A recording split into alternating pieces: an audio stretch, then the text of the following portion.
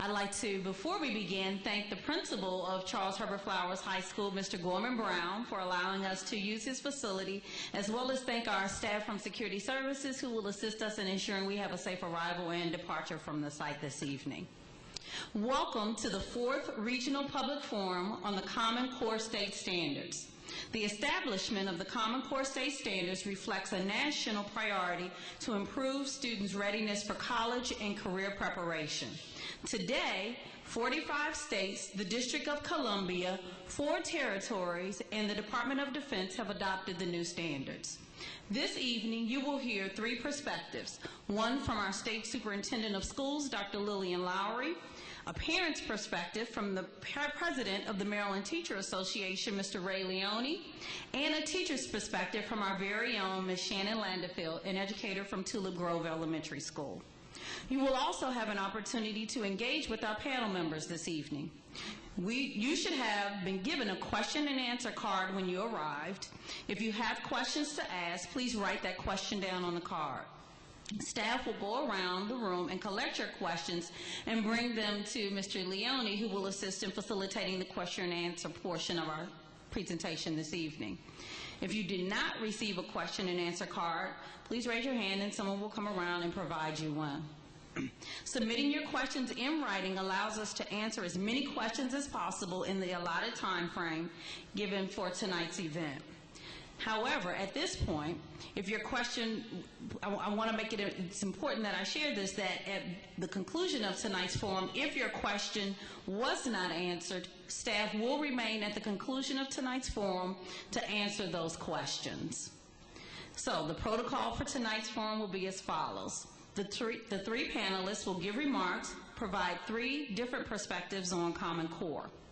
After all panelists have given their presentations, we will begin answering questions.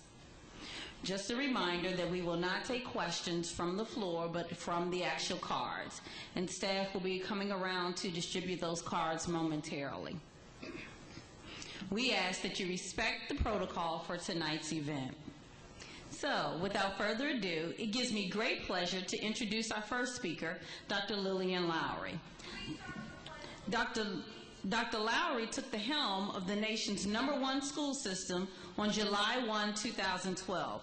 After serving 3 years as the Delaware Secretary of Education, Dr. Lowry began her career as an English teacher at the middle and high school levels, served as both an assistant principal, and steadily moved up the line through several administrative roles, including the superintendent in the Christiana School District in Delaware.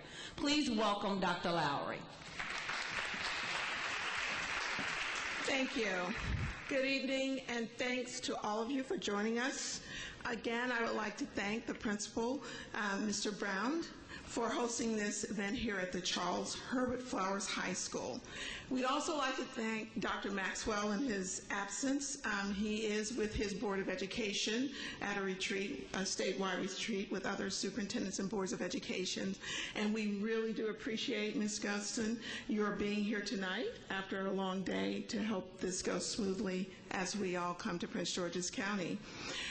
We are in the 4th of a series of regional meetings, and we have, as Mrs. Golston shared with you, a plan and protocol for the night going forward, and we ask that everyone respect those protocols. We really appreciate it.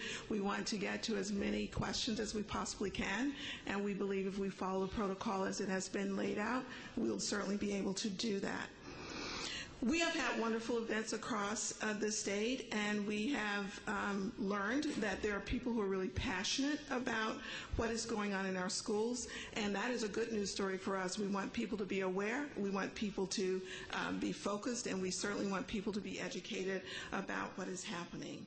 So we would like to stop at this point in time and thank Mr. Ray Leone, who is the president of the Maryland PTA, and to his outstanding organization for helping us shape a story to make sure that we have facts that can really clearly define, when we're not speaking in edu-speak, but in common language so that everyone can understand what we're doing. So we would like to really appreciate the time and energy that we have had with them to make sure that the information that we share is information that people can process easily. And this isn't something that just started. This has been going on for years with PTA, and especially in 2010, when we adopted these standards as a state, we have been working closely with PTA to make sure that we had a perspective of the parents as we move forward.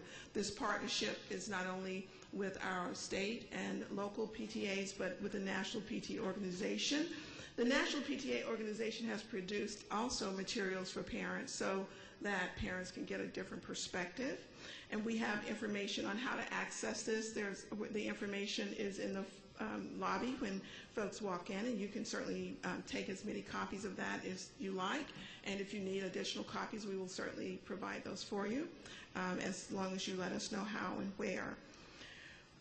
We also have the most important, I believe, person here tonight talking with you as a community is our master teacher, Shannon Leinfeld from Tulip Grove Elementary School. She's joining us to give us the teacher perspective. We know that in all this work, the most critical relationship of any is that between the teacher and his or her student. And Shannon has the great pleasure of working with lots of teachers throughout her school.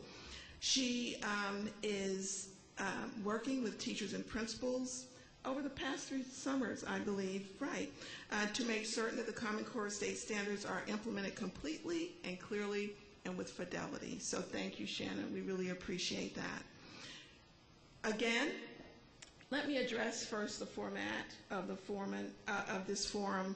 There are a lot of questions. We want to get to your questions. We want to be respectful of each other.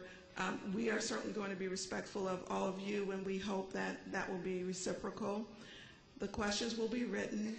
Our PTA president, you will see him get the questions so that you know that we're not filtering the questions in any way. They will be given to Mr. Leone.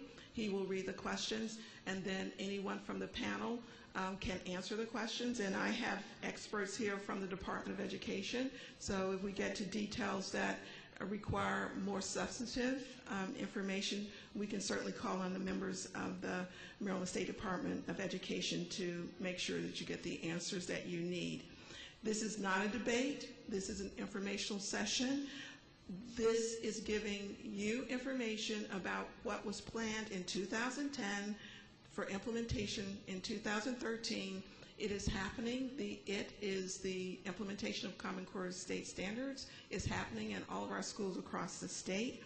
And we want to make sure that we're in the public so we can clarify any questions that you may have about the Common Core state standards, the implementation process, and make sure that we hear your questions so it can inform our work going forward.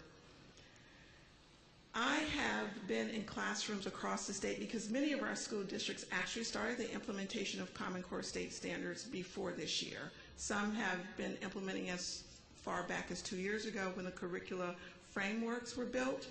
And teachers are really, and you'll hear from Shannon more, engaged and happy about the Common Core state standards because their students are more engaged in learning in a really profound way than they have been in trying to cover a broad spectrum of learning. Why don't I ask the people from Maryland State Department of Education to stand up? These are the people who really work closely with the schools to make sure that we have all the resources that we need, so thank you. So from time to time I may call on any of these gentlemen and ladies to help us out. We will be as open and honest as we possibly can in giving the answers. I'm a person who's not afraid to say I don't know, but we will get back to you at the end of the program if we haven't answered any questions related to Common Core state standards and the implementation process. If you will see us after the program, we will make sure that we get that information to you. We cannot guarantee that you will like all the answers, but we are giving you factual information, and we ask that you listen and that you do give us an opportunity to follow up as needed to ensure that you have what you need. Common Core state standards are a set of goals They are not the curriculum that are taught in the classroom. They are the essential knowledge and skills that students should know and be able to do at each level of their academic experience in order to graduate from high school, college, and career ready. This doesn't change the fact at all that we still have to differentiate. As a matter of fact, there's something called the Universal Design for Learning, which is a phrase for differentiated learning. These standards are the basic foundation for learning for our students, teaching for our educators, but we still have to differentiate. If a child is gifted, we still need to differentiate the teaching and learning to meet that child's needs so that child has a value-added opportunity to learn. We still need to differentiate if our students have special needs to ensure we are accommodating them as we need to. And we still have to differentiate for that child right in the middle who may be proficient to stretch him or her to be above and beyond that proficient level. If they can do more, we want them to do more. So let me tell you what the Common Core State Standards are. They are a set of consistent, high-quality academic goals in English, language, arts, and math. And one may ask, why English, language, arts, and math? Because those are literacy skills that are portable throughout any discipline. One has to know how to read. One has to understand vocabulary. One has to understand vocabulary in context. And one has to use mathematical skills in so many aspects of life, including other subjects across the curriculum. So there are a set of consistent, high-quality standards in English, language, arts, and math that are portable. These skills are portable from discipline to discipline. They define the knowledge and skills that students must know and be able to do in order to be college and career ready when they receive a high school diploma, so they can make a choice to go on to career or to go on to college. But even those students who go on to career may 2 or 3 years after going into career decide to go to college or university, we want them to have the skill sets to be able to do that. These standards replace the old Maryland standards, and they raise the bar for all of our students. So we are excited about the way that the standards have been received in our state. I've been in classrooms where students are just as excited to show me evidence-based learning as their teachers have been, where they want me to see that they have decided to characterize someone about whom they read as a caring person and then show me in the book the actual sentences or paragraphs that describe that person, and they can tell me how they formulated in their mind that this was a caring person. So this is evidence-based learning. It's not guessing. It's higher-order thinking skills. It's making sure that we have our students profoundly engaged in learning so that they understand not just what the right answer is, but how they got to the right answer and how those skills can help them as they move along. So we are here with you tonight to give you a sense of our mission and to answer your questions. And you already know that this is important because you have taken the time to come out here to be with us tonight. Our graduates do well. Some people say, well, we've been #1 for 5 years in a row. Congratulations. We, as a state, have been deemed #1 for 5 years in a row by the Data Quality Campaign and a magazine, Ed Week, that is prolific in education circles. And that is because of support from people like you. Our state really invests in public education, in our students, and our educators in really profound ways, and our graduates do well. We still have students who graduate. I think it's about 60% of our students still have to take some kind of remedial course when they go to college or university. And what we want to do is make sure that when our students graduate and go into college and university, they're not spending time or money to take remedial courses, but they are ready to go into college-bearing courses and be prepared to move as fast as they can through the curricula that they need to be successful in life. As students move through this coursework, we are making sure that we are preparing them for what could be. I was in a conference with Tom Friedman, who wrote The World is Flat in 2004. And he said what he should have said was the world was flattening, because when he wrote The World is Flat in 2004, there was no Twitter, there was no Facebook, there was no LinkedIn. That's the world our children are growing in. They're growing in a world where we, 5 years from now, don't know what may be going on. So I'm going to stop and ask that you look with me at this Back to School Common Core video that can give you a little bit more of an overview from both our governor and educators in the field.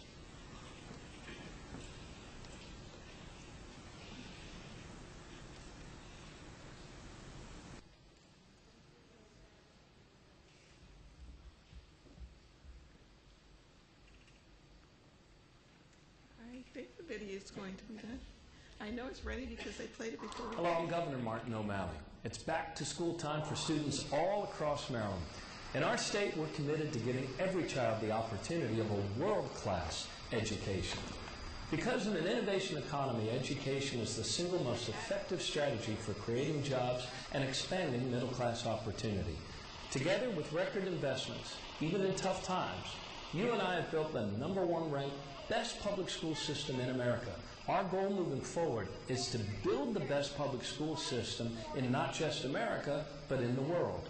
That's why we're choosing to adopt the Common Core standards, new curricula that will prepare our kids to be winners in a global economy, which is growing more knowledge-based by the day. First of all, as we move forward in the next couple of decades, American kids are going to have to compete with kids from all over the world for jobs. Common Core is good for America's jobs in the future.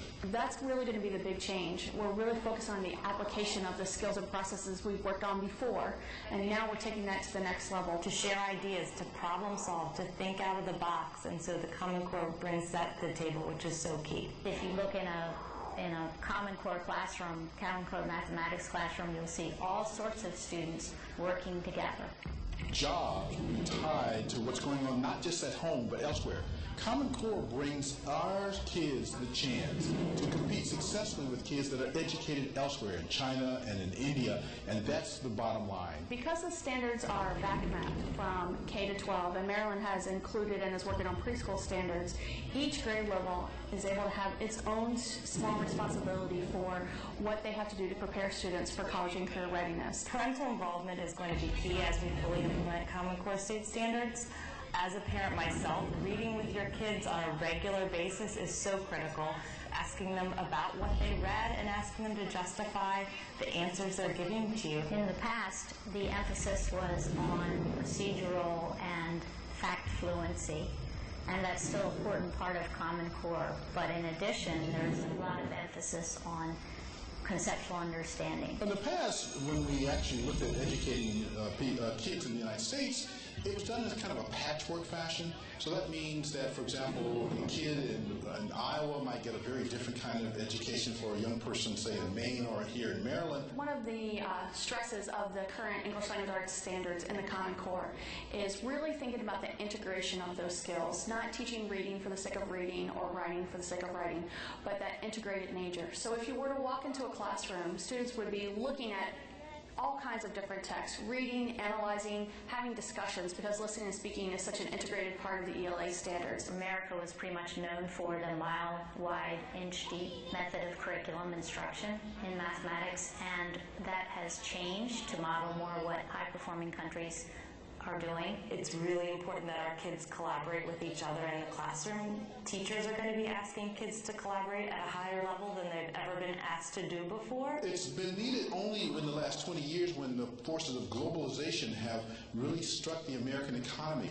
Because the anchor standards exist, and those anchor standards are the same pre-K to 12, we all know that we're reaching for the same target. As we raise the bar for our kids and expect more out of them, they are going to rise to the occasion and be more successful. There's no longer a track for your less high-performing students and a track for your higher-performing students. The rigor is there for everyone. We've got to change our educational system to meet the challenges. Look at what those standards are for the previous grade. Regular times where your family reads. Be given the tools to be successful. The American dream really needs this. In our classrooms every day. Common Core. Common Core. Common Core. The Common Core standards do not dictate curriculum. Rather, they provide benchmarks for success at each grade level in English language arts and mathematics to ensure that our students are college and career ready, prepared to succeed in their futures.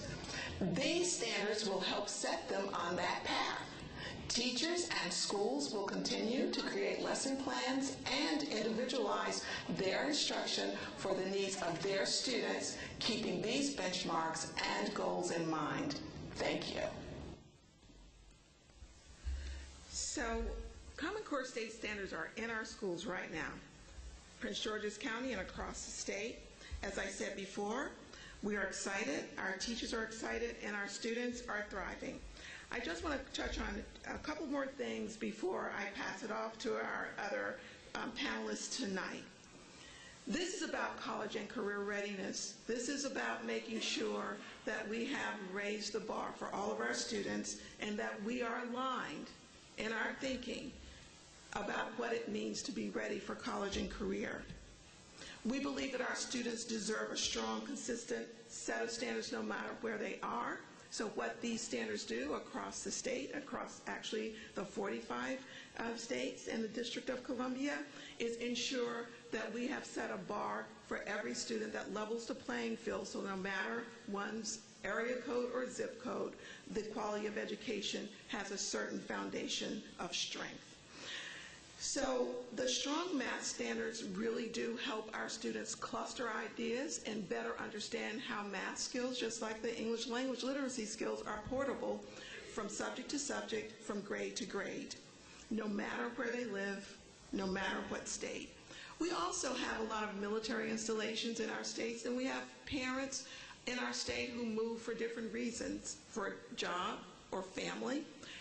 We can better ensure among these states that when a child moves from Maryland to Delaware, to New Jersey, to California, the expectation is the same and there are no missing gaps in their educational experience. Simply put, the Common Core state standards is a way to delve more deeply into Common Core. Let's look at it as we would look at the Bloom's taxonomy. You know, the first levels of the Bloom's taxonomy are pretty basic. You know, you're aware, you have knowledge, you understand what you've learned, you can apply what you've learned. Where we want to go with the Common Core state standards is more around the analytical processes that students use and the synthesis of that knowledge that makes knowledge portable. So they understand if they're learning literacy skills in any class, those same literacy skills can be used from discipline to discipline. The same thing with their math skills, that they build on each other conceptually and make sense. And so we're not asking students just to give the right math answer or the wrong math answer and be either happy that they got it right or sad that they got it wrong, but to actually walk through the processes so that we can understand their thinking of how they arrive at the answer that they get. We can better help them that way.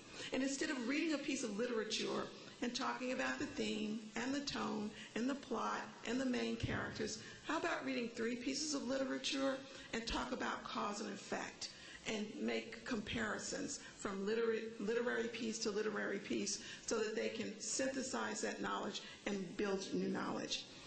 I want to just say before I sit down, these standards are not of the federal government. These standards were built through affiliation, the National Governors Association, that's why 45 states are engaged, and the chief state school officers, who are the state superintendents or commissioners of education in each state. And what happened is when these standards were actually rolled out, it was a period in time where states were going through some financial difficulties. Everybody remembers that, and, starting around 2008-9. And when we presented these standards to the federal government and asked them to support us, they did. But we had to make sure that we did certain things in order to make sure that there wasn't a return on the investment. These are not standards that were imposed upon us. These were standards that we created and asked for funding from the federal government, and they have done so, and we are really pleased about that. Remember, these are standards and not a curriculum.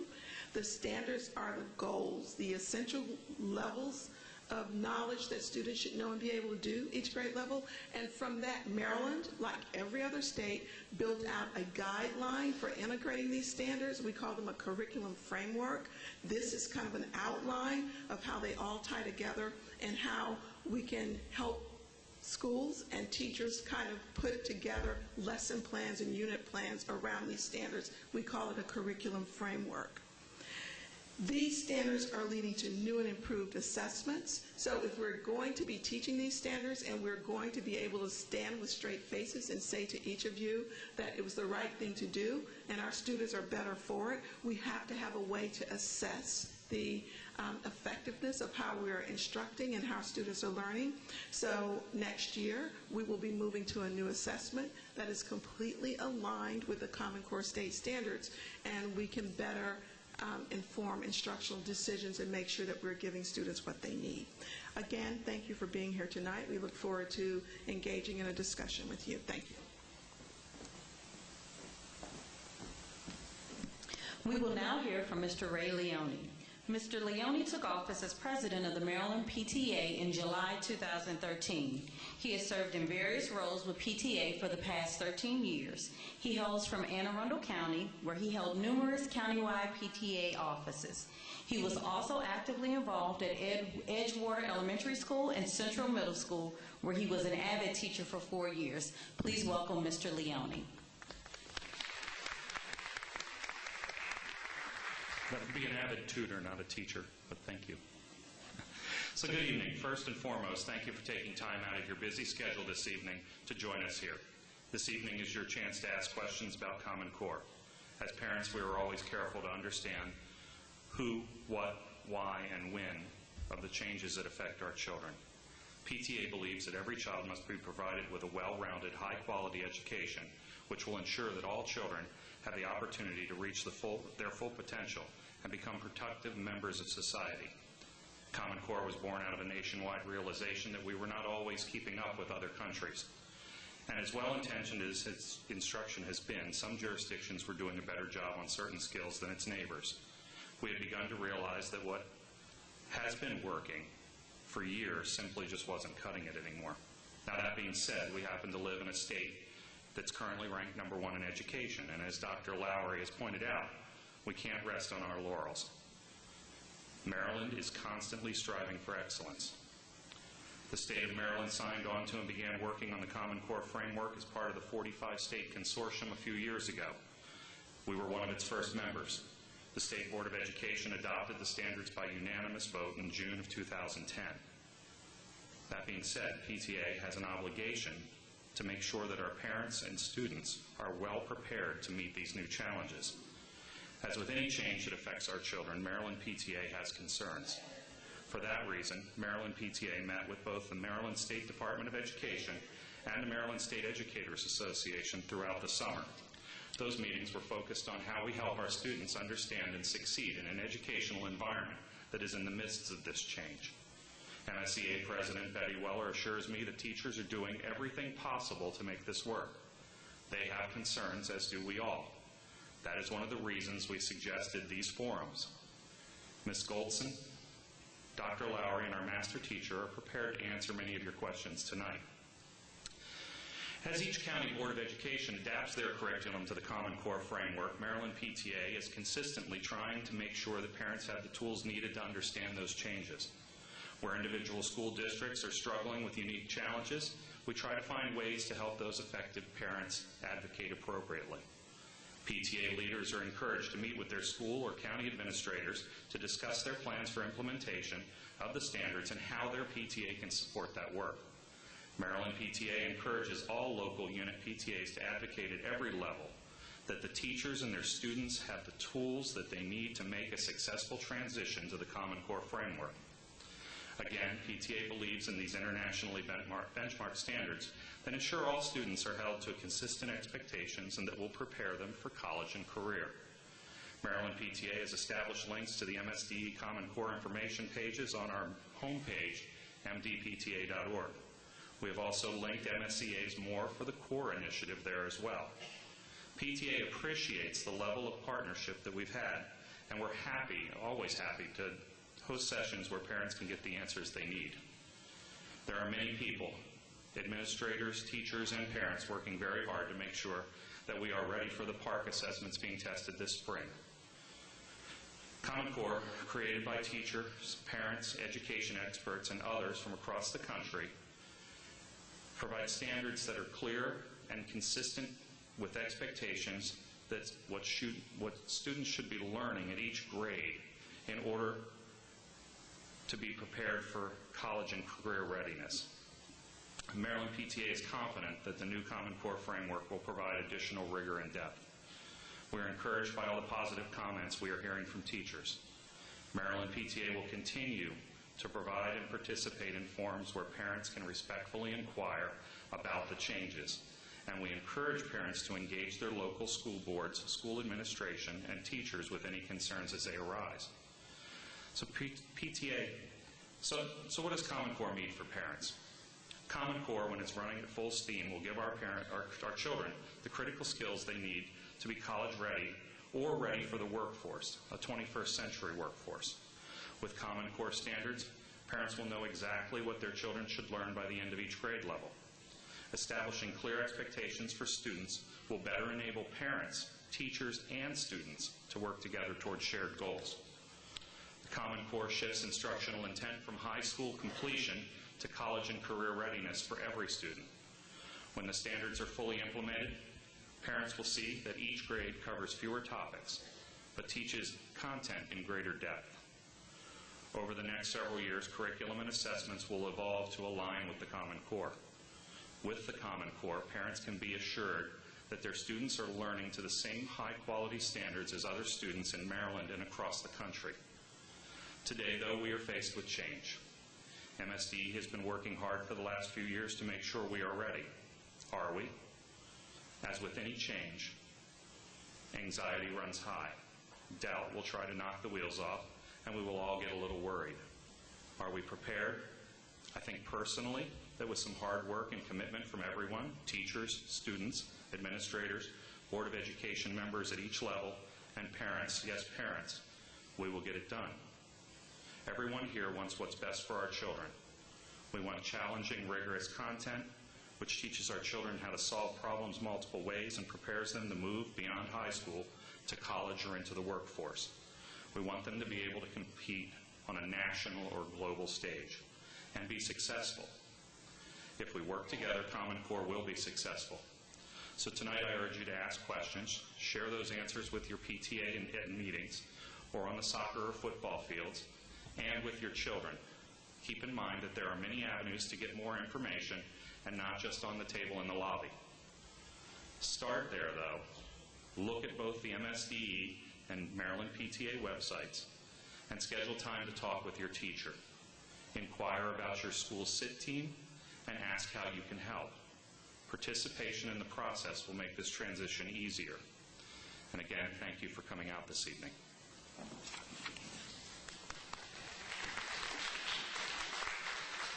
Our last speaker for this evening is Ms. Shannon Landefeld.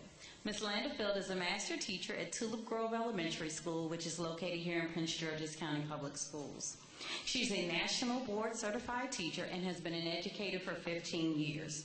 Ms. Landefeld was a master teacher at the Educator Effectiveness Academy for Prince George's County this past summer and has done a superb job in training our administrators and teachers in what is needed to effectively implement the Common Core standards for grades K through 12. Please welcome Ms. Landefeld.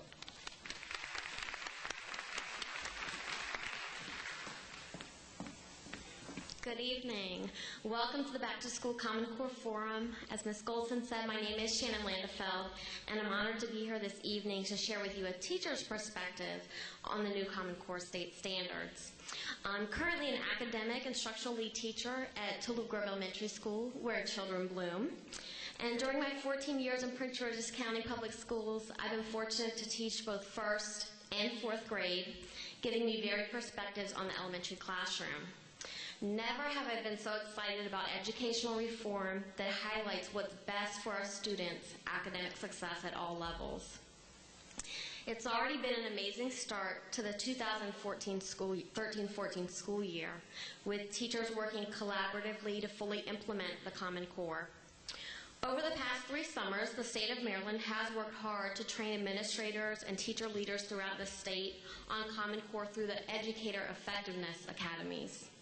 I had the pleasure of teaching at these academies, which were held all around the state.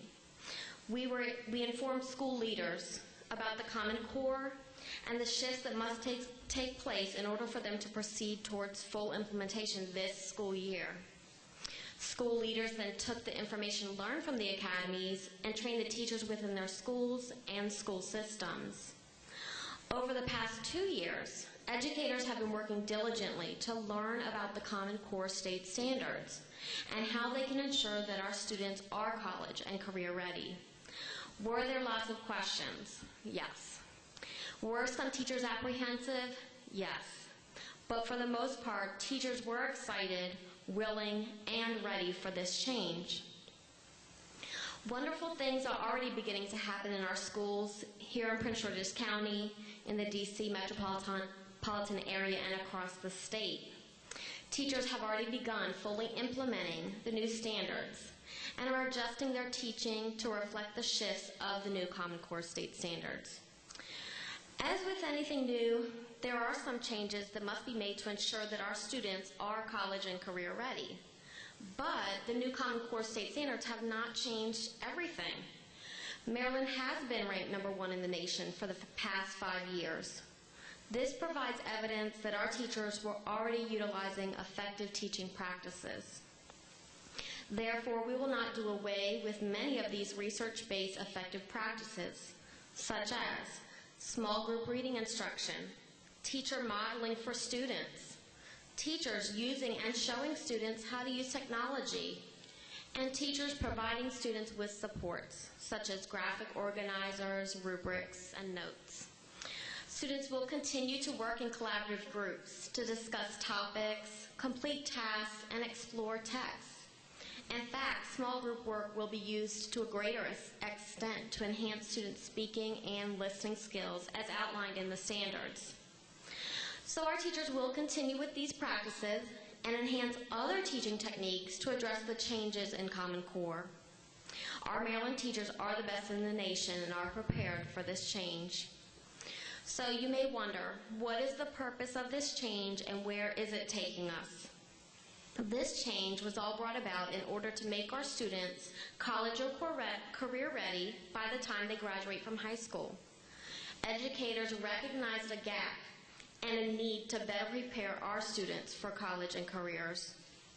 The standards provide a clear back-mapped progression of skills that have been identified by educators, leaders in higher education institutions, and business communities as to what skills are necessary for our students to be successful in the real world.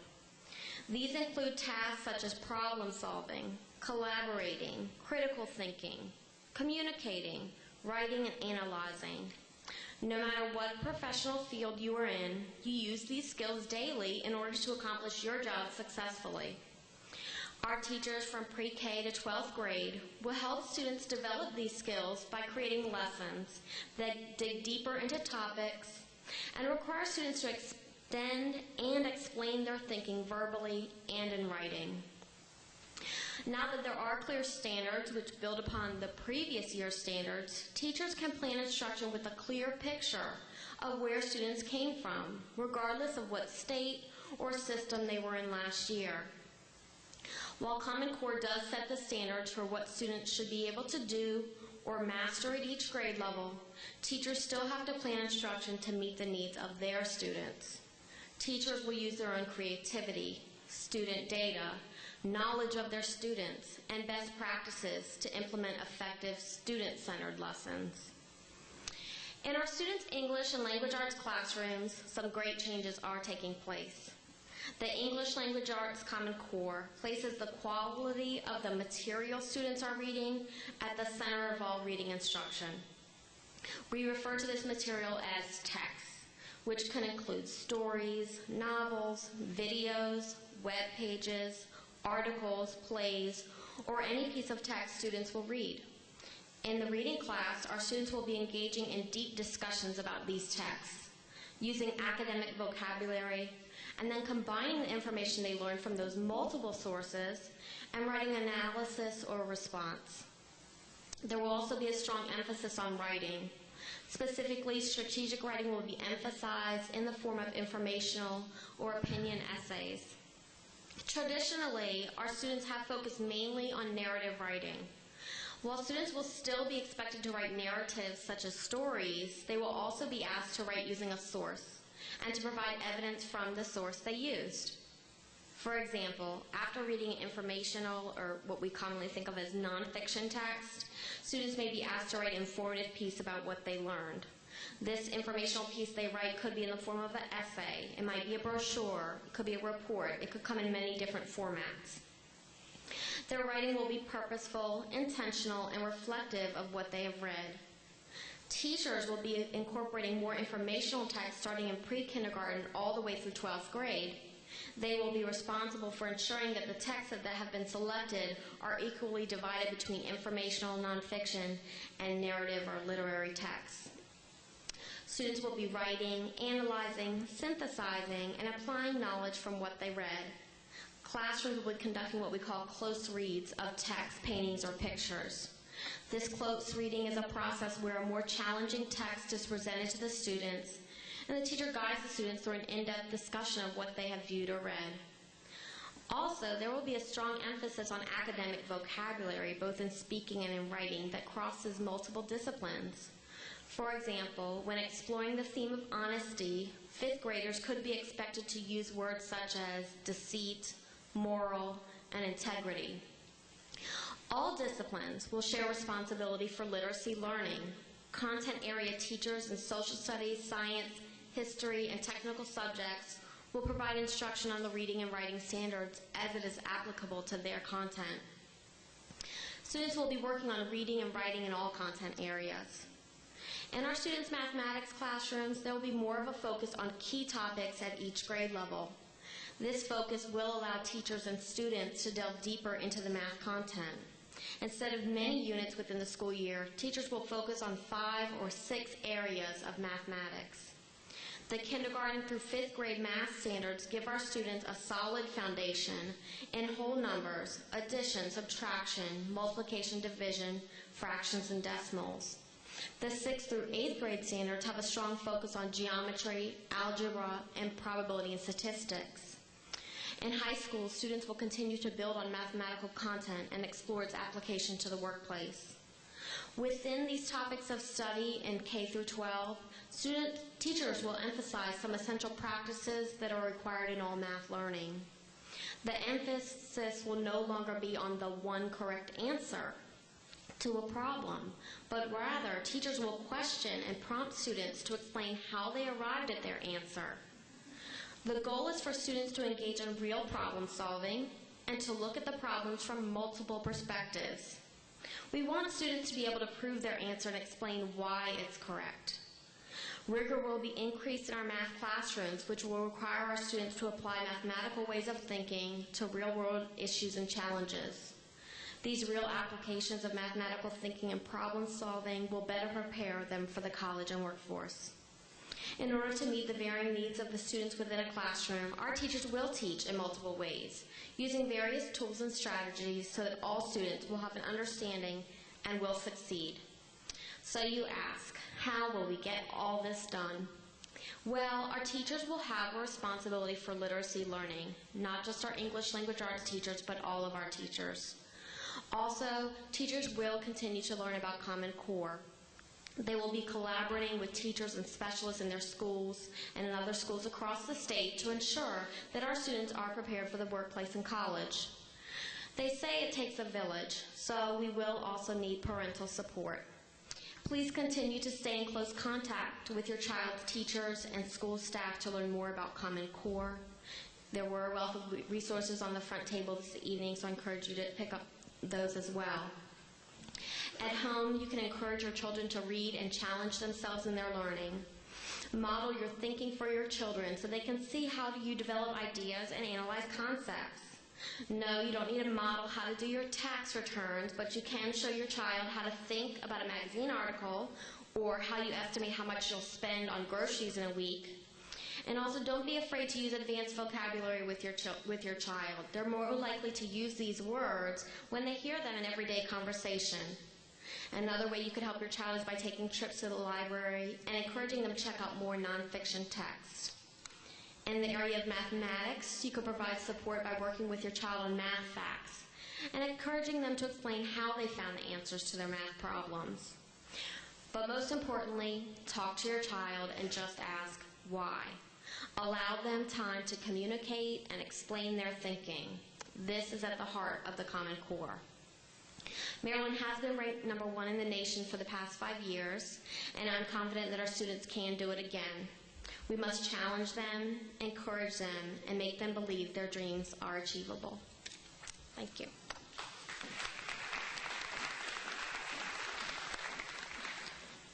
We will now begin the question and answer portion of the forum for this evening.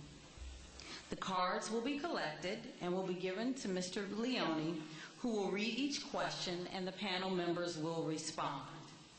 Just a reminder that if your question was not asked due to time constraints, or if you have follow-up questions, please remain after the closing of the forum and your questions will be addressed by the panelists or other staff members.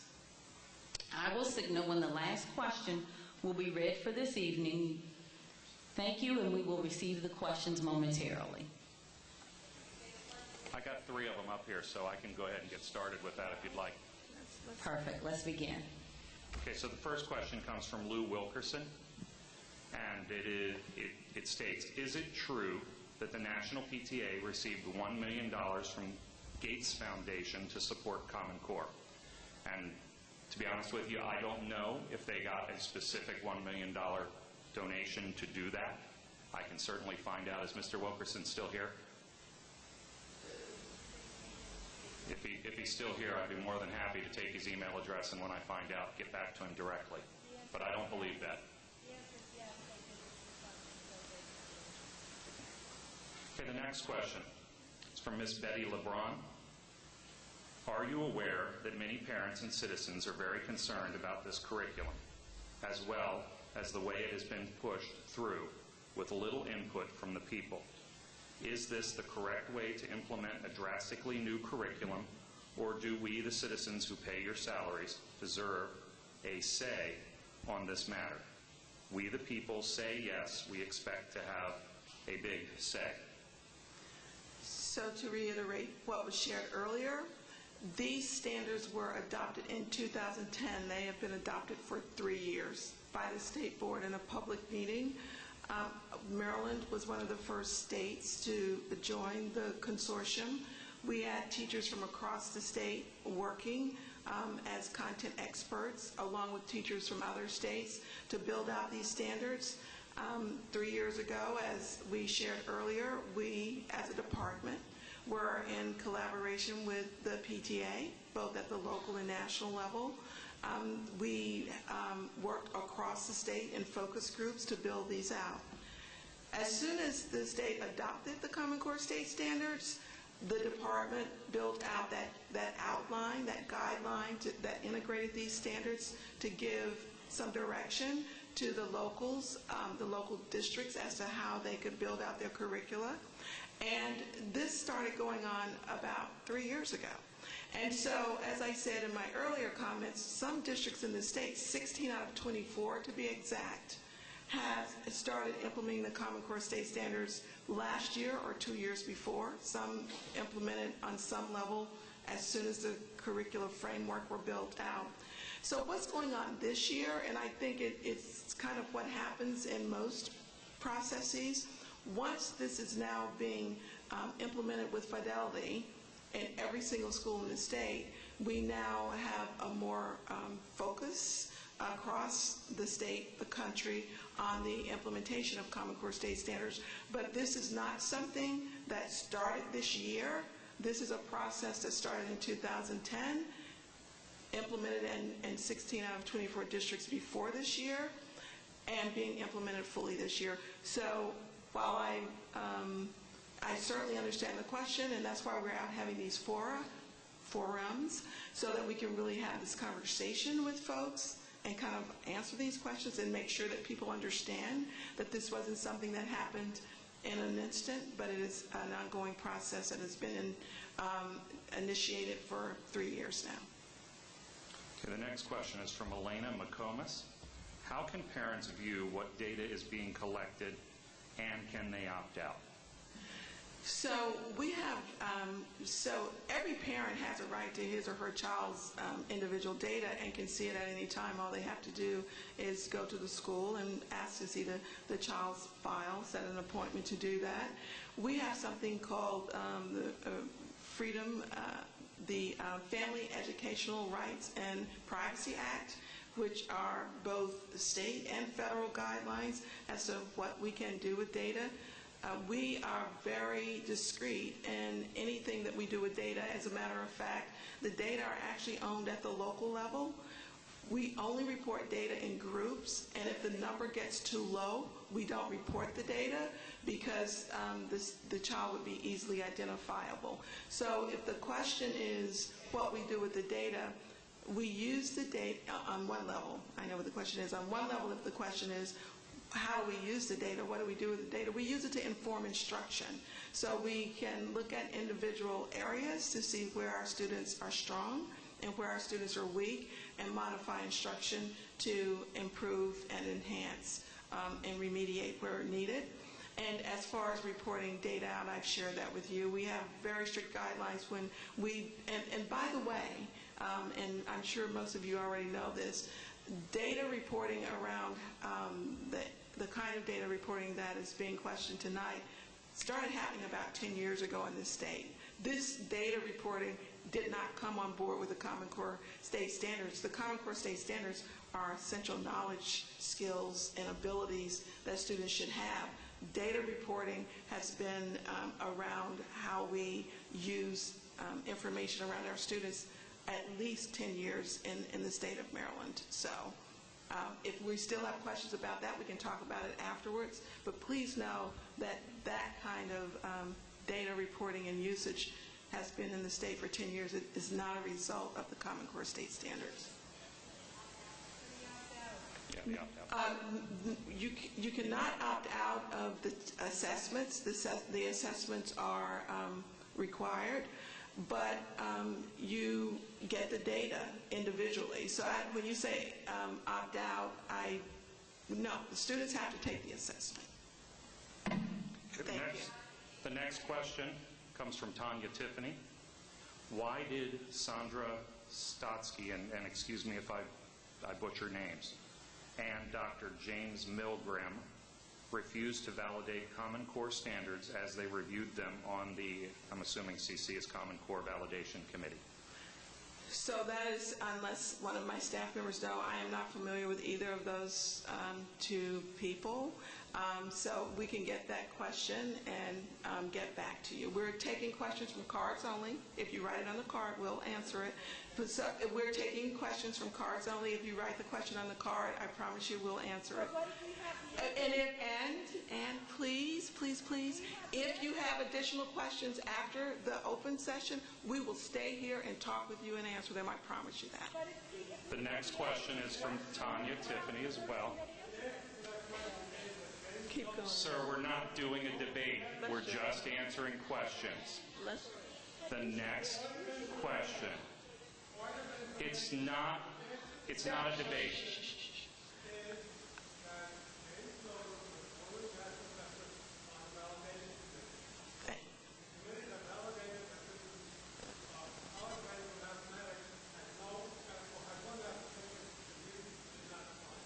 Thank you. Thank you. The next question is also from Tanya Tiffany. Is there a complete list of online of CSS approved or suggested readings that parents can look over? Absolutely, and you can actually go to your individual district websites, and so you can be specifically and uniquely engaged with what's happening with your child in your particular district. The next question is from Vicki Seltzinger. What role have business leaders had in the development of Common Core, and is that a good thing? If Maryland is ranked number 1, why do 40% of the students need remedial work once they enter college? So I will say one of the exciting pieces about the adoption and implementation of Common Core state standards is for the first time in a really profound and salient way, we have talked with higher education. And I know that people may say, well, hasn't that been going on? They prepare your teachers. We have had conversations with them, but we've never actually had a really cogent conversation about what it means to be college and career ready with the people who have college and careers waiting for our students. So if you're asking if business people informed how we defined career readiness, absolutely. The standards themselves were developed by internationally benchmarked educational standards, but we did want to make sure that when we were writing these standards, we were writing standards, as I said earlier in that example with Tom Friedman, that would be portable knowledge, knowledge that could carry from year to year and from environment to environment, so that whatever our students face 10 years from now, 15 years from now, 20 years from now, they have the higher order and analytical thinking skills to be able to adapt to the jobs that are waiting for them. We have agreed with higher ed, and we're still in discussion with them, that when we implement our new assessment next year, the PARC assessment is a rating from 1 to 5. If a student makes a 4 or 5 in a high school assessment, that student would go into college-bearing courses. So the good news is we are now talking not about just graduating our students from high school with a high school diploma, but we're graduating our students college and career ready, and we're doing that being informed by higher ed. Okay, the next question is also from Vicki Seltzinger. How can we justify the expense of Common Core before knowing what effect it may have? Even Mr. Dance said we're building the plane as we fly it. What is the relationship between Common Core and Goals 2000? Goals 2000 was just the, remember it started with the first Bush administration and was then carried through with President Clinton, and that was the foundation that kind of set up the accountability standards and assessment movement. So let's say it's the first iterative step to where we are now. Dr. Dance, I don't know how many of you take the Baltimore Sun or go online. Dr. Dance is an amazing leader and wrote an editorial or an article to the letter, I'm not sure which it was, saying that they take full responsibility. Let's just do, and Shannon spoke to this when she spoke. What the state did was build a guideline based on the Common Core state standards that local jurisdictions could follow to build out their curricula for their students in their districts, as long as they address the Common Core state standards. Individual districts own that. Shannon talked about that. So we didn't prescriptively say from the Department of Education, this is what you will teach, this is how you will teach it, and this is when you will teach it. What we said is in 4th grade, these are the standards that students have to master. These are some guidelines on how you can integrate these standards and build out curricula so that they can be addressed. But Dr. Dan said he takes full responsibility that Baltimore County probably did not move as quickly as other districts did, and they're correcting that. And the good news, again, with the cross-collaboration in the state, Dr. Dance and his folks don't have to do that all by themselves. A lot of good work is going on in many of our districts, and we're sharing like we've not shared before. So. Next question is also from Vicki. The Common Core standards are held as copyright by private interest. Do you see this as a problem? I do not know anything about it being held as copyright by private interests. So if whoever asked that question can see me at the end, I would like to discuss that more. Also from Vicki, why was such a large commitment of funds not reviewed legislatively, our elected officials did not vote on Common Core. So the way that education has been done in Maryland for many, many years, I think maybe forever, is that the governor appoints a state board, whoever that governor is, and the state board is responsible for curriculum instruction. They're entrusted with it. They work with pre-K through 12 educators, the Department of Education. So our legislators have never voted on curriculum. That has always been a function of the Department of Education, our local jurisdictions, and the State Board of Education. And I don't want to be definitive about costs, but we have to implement a curriculum anyway. And so what we have to go, as we go through textbooks renewals and as we look at emerging technologies that can give us access to resources, we're doing those things. So I'm not sure about the exorbitant costs that consistently is referred to, or the costs that are referred to. That is something that we will have to glean from our districts, but we aren't getting any pushback from our districts about any exorbitant costs. Because the legislature budgets for individual jurisdictions, we have a formula because of budget, as you know, you probably know better than I, that states have finite budgets in dollars. So by formula, they fund districts, and with those district dollars, in addition to what districts get from their local jurisdictions, they manage the operations and materials and supplies. So they funded them like we fund them. Okay, so the next question is also from Vicki. Why did the content experts on ELA, and math validation experts refuse to sign off? I think that's similar to the same question that the gentleman referred to us before about the math person. And so, as I said, that is certainly something we will look into more deeply. I would have been happy to shuffle these, but that was called out earlier. So the next question is also from Vicki. The data mining aspects of Common Core is concerning. Can parents opt out? Why was data mining given more weight on the, I assume that's race to the top application, than school improvement? What was the last part of that? Because we answered the first part. Why was the data mining given more weight on the race to the top application than school improvement? Target professional development for teachers so that someone like me just doesn't go off to a conference and see something that I think is really cool and come back and say we're going to do that, but have more substance around it, around resources, around professional development, saying this is the areas of strength, let's enhance those. These are the areas of needed improvement. The third piece is you've got to do something about your lowest performing schools. So look at it, at least 5% of your lowest achieving schools, and do something really creative to turn that around.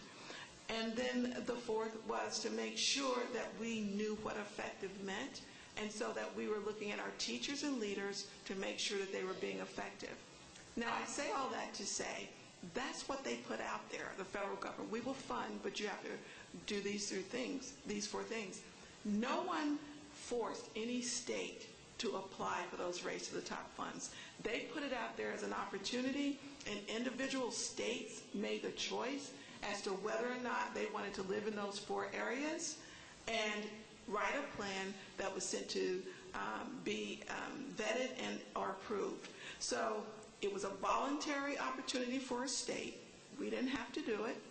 And it was the plan that we wrote, and they could approve it or not. It was our plan. We volunteered to do it. It was our plan. We wrote it, and they approved it. The question was, why was the data collecting aspect of that race-to-top application weighted more heavily in the eyes of the federal government than the school improvement? I believe that the data aspect of it got 170 points for school improvement.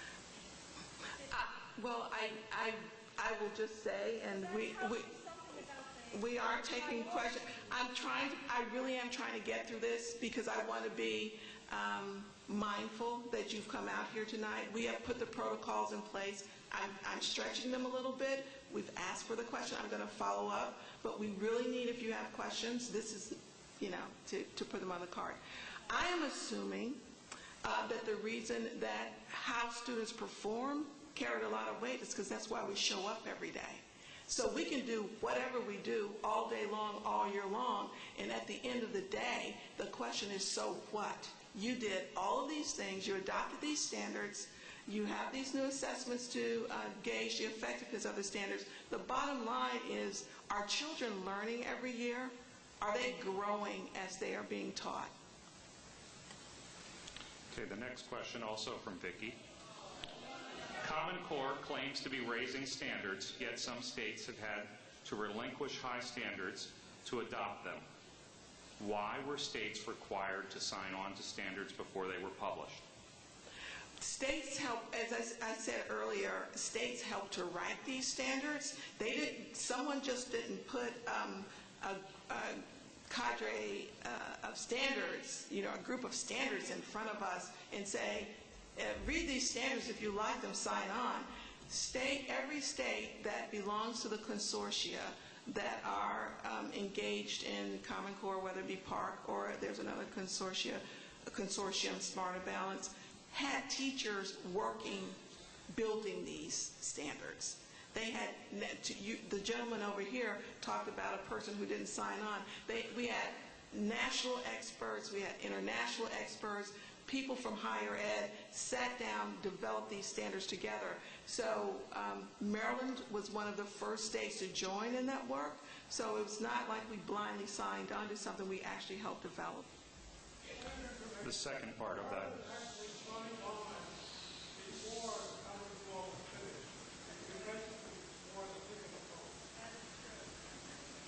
But they were writing the draft. They were committed to the work and they were writing the draft. Okay. So the next question from the same card. And so, just so I know that you guys might be getting frustrated, but we're doing this because in a previous meeting, people felt that we were shuffling the deck and asking only the questions. We weren't doing it, but we want to make sure that we read the questions question by question so people will know that we are not asking one preferred question over another. So, I relinquish my question to you. thank you. How about your husband's? Oh, he's not here. Okay. Next one is from Peter Farney. Common Core standards are fine, but as implemented, many are subjective, e.g. read at grade level. Not every child has equal ability. What implementation accommodations are being made for students performing above grade level, especially as Maryland is implementing them via a state curriculum or framework?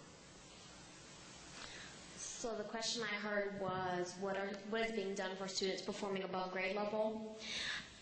Really, that goes back to our teachers' expertise. The standards outline what students are able to do or master at each grade level. That's not a ceiling for our educators. A skilled educator really knows their students, uses their data, whatever that may be, whether it be their observation of their students, whether that be a classroom test, whether that be a state test. Educators are using that to say, what can my students do? And if students are successful with the standards at their grade level, skilled educators are going to advance those students. And they're going to see, well, where do these students need to go from here on out? And how can I take them to that next level? So just keeping in mind that we're glad the standards are there for our students who need those benchmarks, and so we know what they can do. But my job as an educator is to look at even my most advanced students to say, okay, they've done that. Where am I going to take them next? And the nice thing with the standard is I know where they're going next because it's mapped all the way through 12th grade. So I can look across the standards and say, this is where I'm going to take my advanced students. This is what we're going to work on. And when we really look at critical thinking, it's not really about discrete skills or simple concepts. It's about the depth of thinking and how could I get my advanced student to explain this concept even better or in a clearer way. And that's how I would address that. Okay, the next one is from Laura Dover. I understand that Common Core Math replaces the traditional foundations of Euclidean geometry with an experimental approach that has never been used successfully, and that algebra will be delayed until the 9th grade. If Common Core math is delaying important math concepts and replacing proven techniques with experimental ones, how does that better prepare our students for college? Judy, I need you. This is getting a little technical, so I want you to get the right answer. Judy Jenkins is Director of Curriculum Instruction at the Maryland State Department of Education and has worked very closely in developing a lot of the work for our teachers. Thank you, Judy.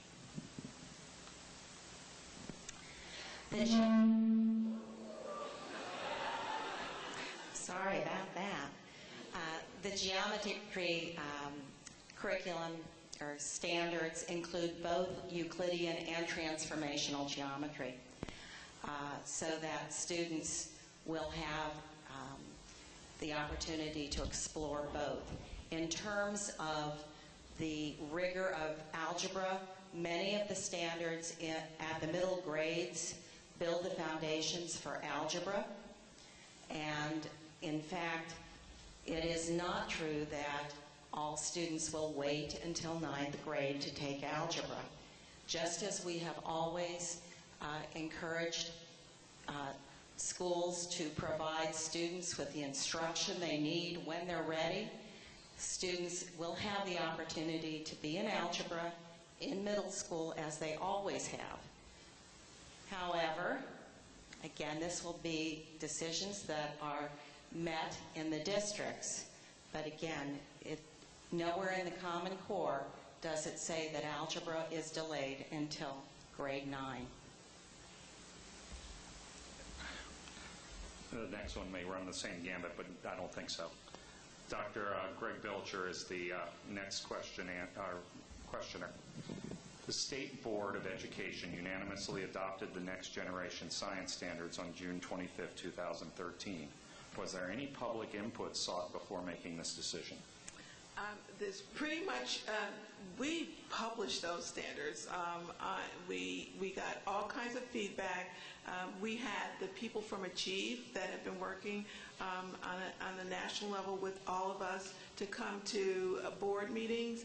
We vetted this. Information was out there. We worked with our teachers across the state to give us feedback.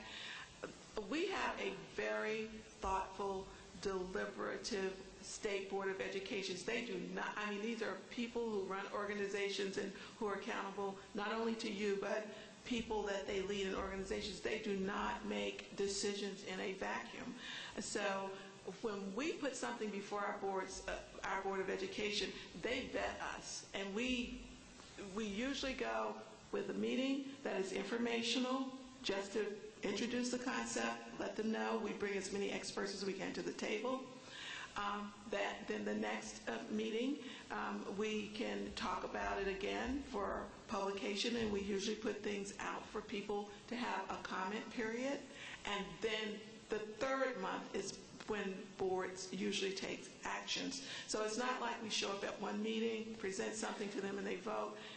It's about a 3-month period, sometimes longer, depending, so that we do give the public time to comment and give us feedback. Okay, so the next card has no name, but has 5 different questions. I believe we've answered the first one, which was why was algebra moved from the 8th grade to the 9th grade? The second one is why are 20 states trying to pull out of CSS, or CCSS, sorry. So I think that just as we are answering these questions tonight from all of you, I think the same kind of process is going on across all these states. So I don't necessarily know that they're trying to pull out. I know in our consortium, some have pulled out of parts of the assessment because they want to build their own assessments. Some of them have already built their own assessments, but they're standing firm with the Common Core. Are there discussions going on like the one we're having tonight? Absolutely. I mean, I think that's the democratic society in which we live. Okay, question number 3, I think we've already answered as well. Why was CCSS not legislatively voted on? Right. So we've covered that one. Number 4 is why personal identifiers such as weight and height are collected. So I can just, if I may, I don't know about height and weight unless that's through the health and physical education program. Common Core did not do everything. Common Core is about literacy skills that are portable across the disciplines and from year to year.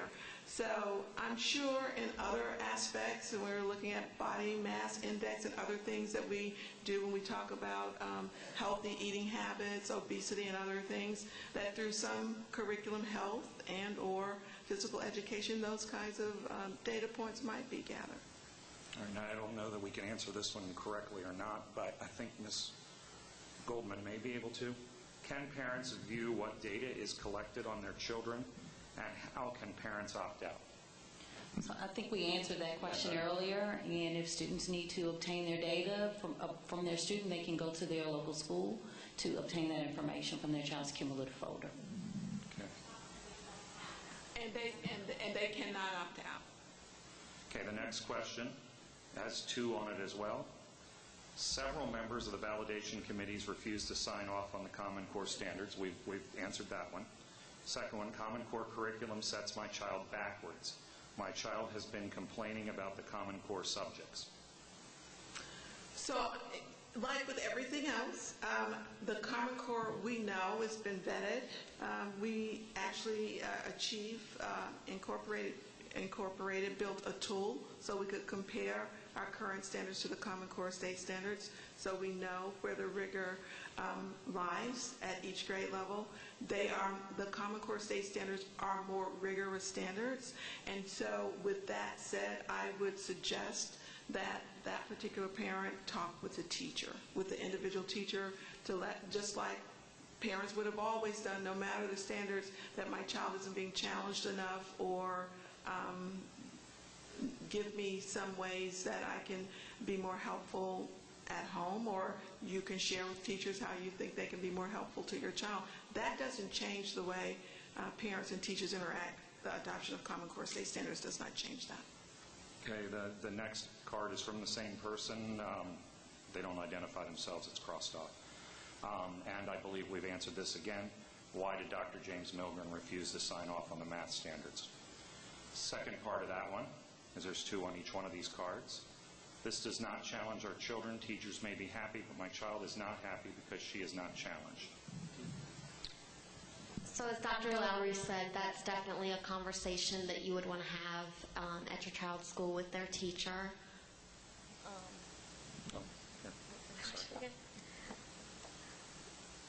And really, like I discussed earlier about the issue of being challenged, it's a time for you to open up that conversation and kind of look at what is being asked of your child, and then kind of clarifying with the teacher about what do you mean by being challenged, what specific aspects are you talking about.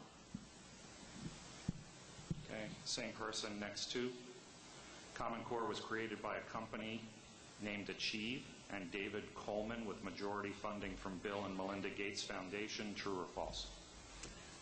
Common Core state standards were built in collaboration with Achieve and David Coleman by teachers across this country. Second question, why are children being subjected to go on field trip to the community college? This is all about Common Core. So I will tell you that before Common Core state standards were adopted in the state, we've always had something called early college and dual enrollment opportunities for our students, whether it be at a community college or a four-year college or university. We certainly do want our students to know what college looks and feels like, so that they can understand, they can begin with the end in mind. So I applaud districts that are giving their students that opportunity to have that kind of exposure. Okay. Next question is from Camilla May, and actually there's 3 on this card. The first one is very long. I like what I have seen and heard about Common Core rigor and depth, but how is it possible to have an engaging classroom discussion with 35 plus students in a high school class or 30 students in a middle school class, and Common Core could be more successful and reach more students in a smaller setting? Is Common Core putting the cart before the horse? No matter what the standards are in place, some children will be overlooked because of large class sizes. And so I would like to say I understand the concern of the person who wrote that card, but I have to reiterate, Common Core state standards is not the reason for many of the things that we are discussing tonight. The class size is a decision that is made at the local level depending on what courses are available, what teachers are available, and what units are available. I think a gentleman asked earlier about funding. Districts are funded by formula, and they have to live within their budgets. So that, again, is a conversation that you should have at the district level, but that is not because of Common Core. Next one, much shorter. What happens if a student does not meet the standard that is expected by year's end? Well, it's a great piece of information that we have. So when we talk about data, that's how we use data. We want to make sure that we know where our students are growing or not growing. So it's an informational piece. Again, Common Core state standards do not change.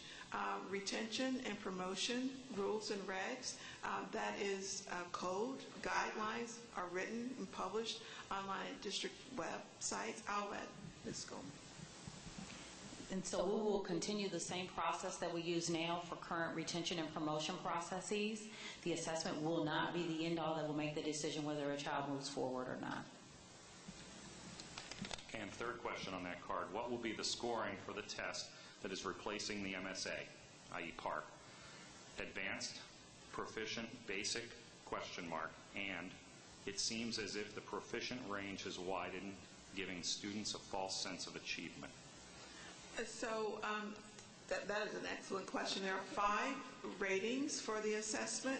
We are going to, in every school in the state, just like one would do with any new test, one has to field test the test to see if it performs the way the psychometricians, those people who create these tests, after they work with our teachers to build out the items, we have these people who are really smart and have been grounded in kind of looking at validity and reliability of test questions to vet them. So this year, every school in our state will at least have at least one classroom that will take some portion of PARC. And then next year, when we get it, we will still have to do standard setting. So where we want to be fair to our students and our educators and make sure that we give our community, parents in particular, good information is let's see how the test performs before we make any hard, fast decisions. We wouldn't enter into something where we would just take a leap of faith that this is the way it's going to perform. We want our students to actually take the assessment and let us analyze the data from the assessments that they take, and then we'll set the standards of performance.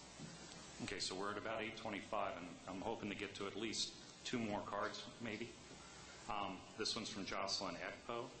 What will tag education be like under Common Core at the elementary and middle school levels in terms of teacher preparation and assessment? And what is the plan to ensure that tag students are challenged and prepared for higher learning? I think we answered the second half. Yeah, excellent question, because again, as we talked about earlier, differentiation, Common Core doesn't change that. If a student is talented and gifted, then we expect teachers to individualize to that student's strengths. We did bring teachers on board. When we talk about differentiation, we want to practice what we preach. Teachers of TAG or GATE or whatever your individual district calls it, to work with us to take the Common Core state standards and start writing lesson plans and unit plans that stretch beyond proficiency so that we can have resources in teachers' hands. We're doing that with teachers who are in the classroom every day teaching those students. Okay, the next one's from Delna Gray. She put them in differing order here, so I'm going to go with the one that says most important question first, and it's, I understand that Common Core will reduce the math standards, moving the goal from algebra in the 8th grade to the 9th grade, and we've answered that one. Her second question, is it true that Common Core English Language Arts, the work group, had 24 people on it with none that were English teachers or professors? I don't think that's true. We have had English teachers. I could probably give you numbers of folks, even in our state, who are English teachers who have vetted this.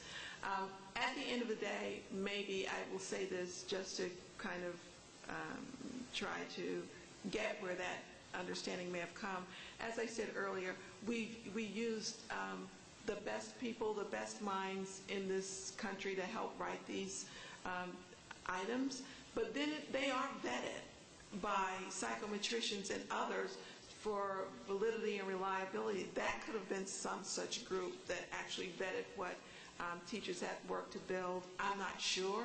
That's just an opinion, and it could be absolutely wrong, but I'm certain that we used experts in the field to build the items. We'll go with the last question here. Sure. The big topic you talked about was college readiness. College readiness is one of the common core things that schools are only in math, only arithmetic and real high school algebra 1. That college readiness not include high school algebra 2. Okay, will we ask the next question from the card? Sure. And that is, how are teachers required to bring up low-performing kids? How are the writing skills and requirements going to be presented to older kids who are accustomed to the MSA style? Basically asking, how are you going to catch kids up to be college and career ready?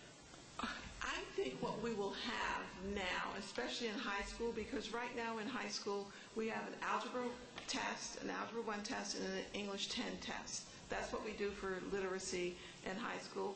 With the PARC assessment, we now have end-of-course tests for all of our English language arts courses and math courses at high school, at least through Algebra 2, Algebra 1, Geometry, and Algebra 2. So we will have end-of-course data like we've not had before at the high school level that can inform teaching and learning and can help us focus more laser-like on areas of needed improvement and areas of strength. Right. Thank you. Unfortunately, we were not able to answer all questions publicly this evening, but panel members will remain at the conclusion of this forum to answer any questions that you have submitted that you would like answered this evening. I would like to thank the panel members this evening and representatives from the Maryland State Department of Education for coming out to learn more about Common Core, as well as you for coming out this evening. We wish you a safe journey this evening and have a great night. Thank you.